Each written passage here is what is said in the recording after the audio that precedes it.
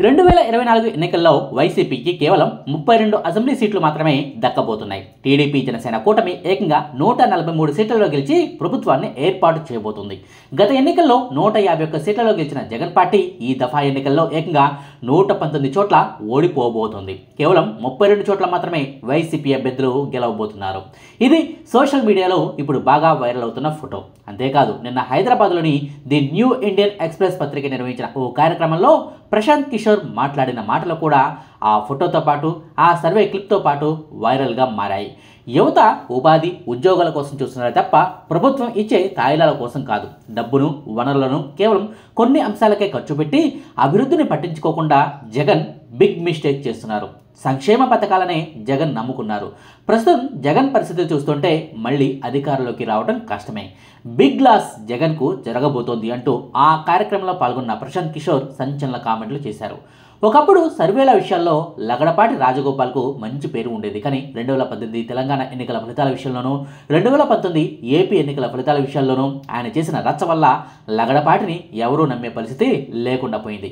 రాజకీయ క్షేత్రంలోనే ఆయన లేకుండా పోయారు. అయితే ప్రశాంత్ కిషోర్ పరిస్థితి అలా కాదు. రాజకీయ వ్యూహకర్తగా నయా వ్యాపారాన్ని మొదలుపెట్టిన ప్రశాంత్ కిషోర్ ఆ వృత్తిలో బాగా సక్సెస్ అయ్యారు. మోదీ దగ్గర నుంచి జగన్ వరకు చాలా చోట్ల సక్సెస్ అయ్యారు. ప్రశాంత్ కిషోర్ కనుక ఎన్నికలను టేకప్ చేస్తే ఖచ్చితంగా మంచి రిజల్ట్ ఉంటుంది అన్న అభిప్రాయాన్ని క్రియేట్ చేసుకోగలిగారు. అఫ్కోర్స్ కొన్ని చోట్ల ఆయన వ్యూహాలు సక్సెస్ కాకపోవచ్చు. అయితే సక్సెస్ కాకపోయినా ఓట్ల శాతం విషయంలో మంచి రిజల్ట్నే అందుకున్నారు కూడా. అయితే గత ఎన్నికల్లో వైసీపీ కోసం పనిచేసిన ప్రశాంత్ కిషోర్ ప్రస్తుతం ఆ పార్టీయే ఓడిపోతుందంటూ చేసిన వ్యాఖ్యలే ఏపీలో హాట్ టాపిక్గా మారాయి. వాస్తవానికి ప్రశాంత్ కిషోర్ ఇప్పుడేమీ వైసీపీ కోసం పనిచేయడం లేదు. ఇప్పుడు వైసీపీకి ఆయనకు ఏమాత్రం సంబంధం లేదు.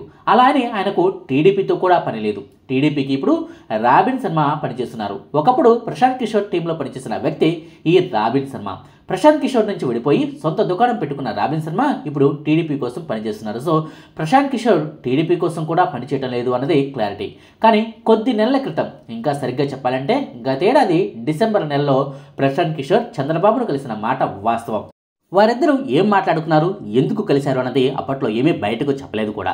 ఇప్పుడు సడన్గా ఏపీలో వైసీపీ ఓడిపోతోంది అంటూ ప్రశాంత్ కిషోర్ చేసిన వ్యాఖ్యలతో వైసీపీ ఉలిక్కిపడింది. ఇన్నాళ్ళు ప్రశాంత్ కిషోర్ను ఒక్క మాట కూడా అనని వైసీపీ ఇప్పుడు ఆయన్ను కూడా టార్గెట్ చేసింది. ఒక పీకే సరిపోడని, అంటే పవన్ కళ్యాణ్ సరిపోడని ఇంకో పీకేను, అంటే ప్రశాంత్ కిషోర్ను టీడీపీ తెచ్చుకుందని ఎద్దేవా కూడా చేస్తోంది. అయితే ప్రశాంత్ కిషోర్ చెప్పిన మాటల్లో నిజమెంత? వైసీపీ నిజంగానే దారుణంగా ఓడిపోబోతుందా? బిగ్ లాస్ అంటూ నొక్కి మరీ ప్రశాంత్ కిషోర్ చెప్పినట్టుగా ఏపీలో పరిస్థితులు ఉన్నాయా అంటే కాదు అని చెప్పాల్సి ఉంటుంది. ఏపీలో వైసీపీ గెలుస్తుందా, టీడీపీ జనసేన కూటమి గెలుస్తుందా అన్న ప్రశ్నకు ఏ ఒక్క ఏపీ వాసి అయినా కూడా టంకాపోరు ఉంటుంది. డి అంటే ఢీనలా పోటీ ఉండబోతుంది. ఎవరు గెలిచినా తక్కువ సీట్లలో మెజార్టీతో గెలుస్తారు. 100 సీట్ల వరకు ఏదో ఒక పార్టీకి వస్తాయి. కానీ గత ఎన్నికల్లో జగన్కు వచ్చినట్టుగా 151 సీట్లలో అయితే ఏ పార్టీకి కూడా మెజార్టీ రాదు అని ఆంధ్రప్రదేశ్కు చెందిన ఏ వ్యక్తిని అడిగినా చెప్తారు. ఏపీలో వాస్తవ పరిస్థితులు కూడా అలాగే ఉన్నాయి. వైనాట్ 175 అని జగన్ పదే అంటున్నారు. కానీ గత ఎన్నికల్లో గెలిచిన 151 సీట్లలో కనీసం 50 నుంచి 60 సీట్లలో ఓడిపోయినా 90 నుంచి 100 సీట్లలోపు గెలవచ్చు. రెండోసారి అధికారంలోకి రావడానికి ఆ మాత్రం సీట్లు చాలవా అన్నది వైసీపీ నేతల అంతర్గత చర్చల్లో వినిపిస్తున్న మాట. సో సీట్లు తగ్గినా మళ్ళీ అధికారంలోకి మనమే వస్తామని వైసీపీ నేతలు ధీమాగా చెప్తున్నారు. అదే సమయంలో ఇటు టీడీపీ కూడా 2014 ఎన్నికల సీన్ రిపీట్ అవుతుందని భావిస్తుంది. 2014లో బీజేపీ 11 సీట్లలో పోటీ చేస్తే 4 సీట్లలో గెలిచింది. టీడీపీ 164 సీట్లలో పోటీ చేసి 102 సీట్లలో గెలిచింది. ఈసారి టీడీపీ పోటీ చేయబోతున్న స్థానాల సంఖ్య తక్కువగా ఉంటుంది. ఇప్పుడు జనసేనకు 24 సీట్ల వరకు ఇచ్చారు. బీజేపీ కూడా కలిసి వస్తే ఇంకో 10 సీట్ల వరకు బీజేపీకి ఇవ్వాల్సి ఉంటుంది. మొత్తంగా 35 స్థానాల వరకు పొత్తుల్లో బీజేపీ జనసేనలకు వెళ్తాయి. 140 స్థానాల్లో టీడీపీ పోటీ చేయబోతుంది.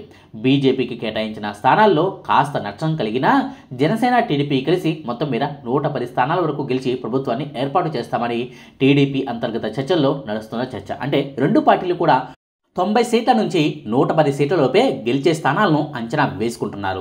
సోషల్ మీడియాలో వైరల్ అవుతున్నట్టుగా మరి వైసీపీకి 32 సీట్లు, 142 సీట్లలో టీడీపీ జనసేన కూటమి గెలవబోతుందంటూ జరుగుతున్న ప్రచారం అయితే నిజం కాదు అనే చెప్పాల్సి ఉంటుంది.